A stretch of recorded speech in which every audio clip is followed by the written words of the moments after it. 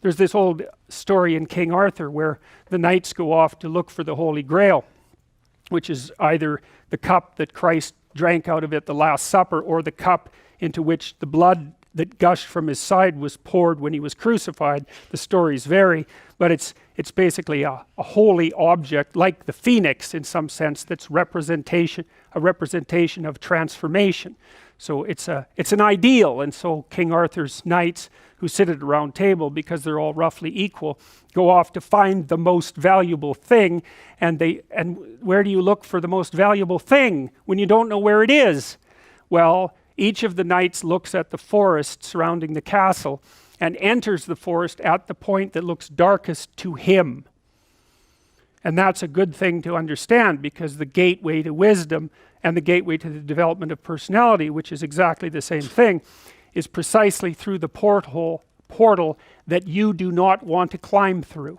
And the reason for that's actually quite technical. This is a Jungian presupposition too, is that, well, there's a bunch of things about you that are underdeveloped, and a lot of those things are because there's things you've avoided looking at because you don't want to look at them, and there's parts of you you've avoided developing because it's hard for you to develop those parts. And so it's by virtual necessity that what you need is where you don't want to look, because that's where you've kept it. And that's why there's, an idiosyncratic element of it for everyone. Your particular place of enlightenment and terror is not going to be the same as yours, except that they're both places of enlightenment and terror.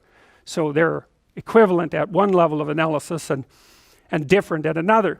So anyways, back to fiction and what it does. It distills truth, and it produces characters that are composites.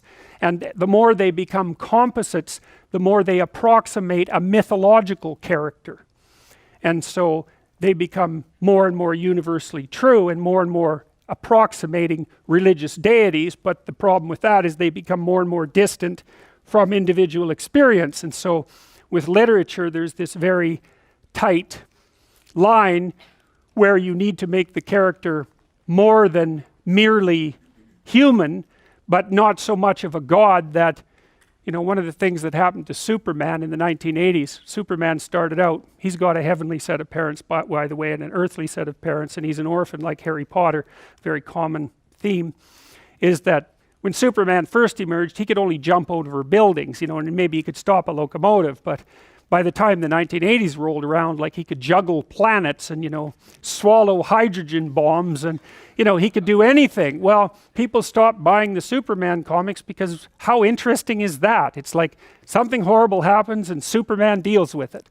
And something else horrible happens and Superman deals with it. And it's like, that's dull. He turned into such an archetype. He was basically the omniscient, omnipresent, omnipotent God, and that's no fun. It's like God wins, and then God wins again, and then again God wins, and so then they had to weaken him in different ways with kryptonite. So green kryptonite kind of made him sick, and red kryptonite, I think, kind of mutated him, if I remember correctly. And anyways, they had to introduce flaws into his character so that there could be some damn plot. And that's something to think about. There's a deep existential lesson in that your being is limited and flawed and fragile. You're like the genie, which is genius in the little tiny lamp, this immense potential, but constrained in this tiny little living space, as Robin Williams said when he played the genie in Aladdin.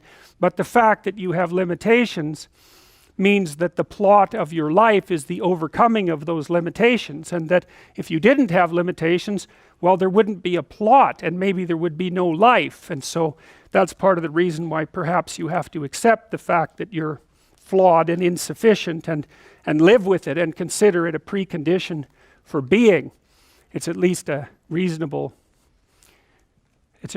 idea. So anyways, one of the main characters is the country, the known, the explored territory. We went over that a bit, and it always has two elements. I mean, your country is your greatest friend and your worst enemy, because it squashes you into conformity and demands that you act in a certain manner and reduces your individuality to that element that's tolerated by everyone else.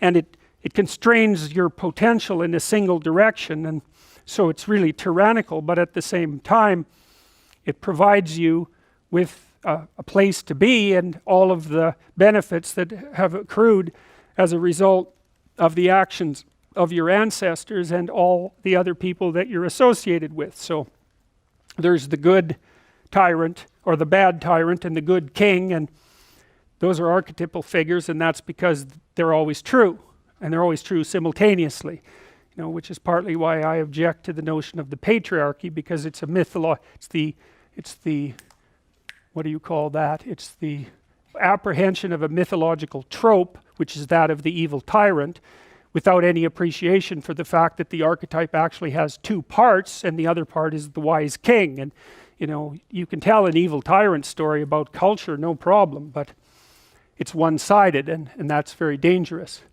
because you don't want to forget all the good things that you have while you're criticizing all the ways that things are in error.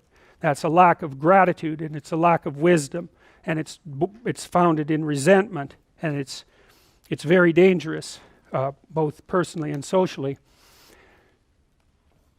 I told you that Captain Hook is a tyrant because he's got this crocodile chasing him, and the crocodile has a clock in its stomach, and that's death. It's like, obviously, right? Tick, tick, tick, tick.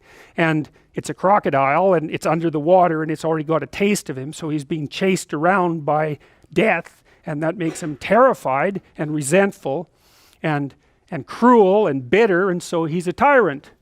And he wants to wreak havoc everywhere. And then Peter Pan, of course, looks at Captain Hook and thinks, why the hell should I grow up and to be a tyrant and sacrifice all the potential of childhood? And the answer to that is, the potential sacrifices itself if you don't utilize it as you mature, and you just end up a 40-year-old lost boy, which is a horrifying thing to behold. It's almost as if you're the corpse of a child, the living corpse of a child, because who the hell wants a 6-year-old, 40-year-old?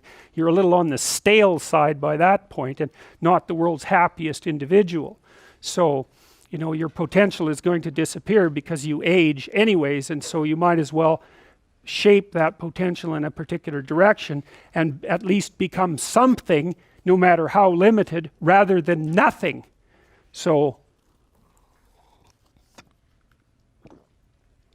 you know, Peter Pan, that's a great story. It's a great mythological story.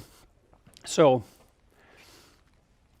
let's talk about tyrants. Well, not only are they mythological figures, but they exist, and they tend to be deified. I mean, Stalin was for all intents and purposes, God the Father in Soviet Russia, although he was pretty much only the worst elements of Old Testament God, who was, you know, constantly smiting people and wiping out populations and doing all sorts of things that seemed to be quite nasty. But nonetheless, you know, people worshipped him in many ways, and he's a representation of just exactly what goes wrong when things really go wrong, when people stop paying attention and when they all lie. Because one of the things that characterized the communist state was that no one ever got to say anything they actually believed, ever. And that was partly because 1 out of 3 people was an informer, which meant if you had a family of 6 people, 2 of them were informing on the government about you, and that included your own children. And if you were an informer, you were often amply rewarded by the state, so that if you lived in an overcrowded apartment building with 3 families in the same flat, and you informed on, you know, the woman down the hall that you didn't like, she got shipped off to the old concentration camp, and you got her apartment. And so that was a lovely society, and it only killed about 30 million people between 1919 and 1959. So that's what happens when the archetypal structure gets tilted badly, when people forget that they have a responsibility to fulfill as citizens, as awake citizens who are capable of stating the truth, and the archetype shifts, so there's nothing left of the great father except the tyrant. And let's not have that happen. I mean, the one on the right is really interesting, because consciously or unconsciously, you know, there's Stalin surrounded by what is, for all intents and purposes, fire. You know, he looks like Maleficent in Sleeping Beauty when she shows up at Aurora's christening. You know, she puts her arms up in the air and green fire surrounds her. It's like,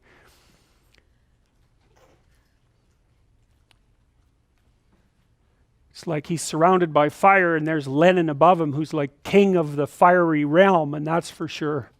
So I mean, all the terrors that happened in the Soviet Union didn't start under Stalin, they started under Lenin, and Stalin was definitely Lenin's legitimate son, let's put it that way.